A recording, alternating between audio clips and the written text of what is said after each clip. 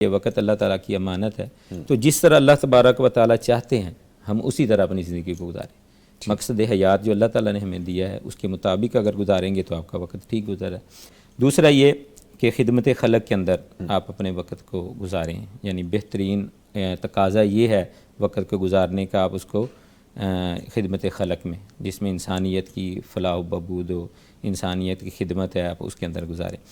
تیسرا یہ کہ آپ لایانی چیزوں سے اپنے آپ کو بچائیں، جو بامقصد چیزیں ہیں اس کے اوپر اپنے وقت کو گزاریں۔ اگر لایانی چیزوں کے اوپر، فضول چیزوں کے اوپر اپنا وقت صرف کریں گے تو وقت کی بھی بربادی ہے اور آپ کا اپنا بھی نقصان ہے۔ چوتھی چیز یہ کہ علوم و فنون کے حصول کے لیے وقت کو صرف کیا جائے۔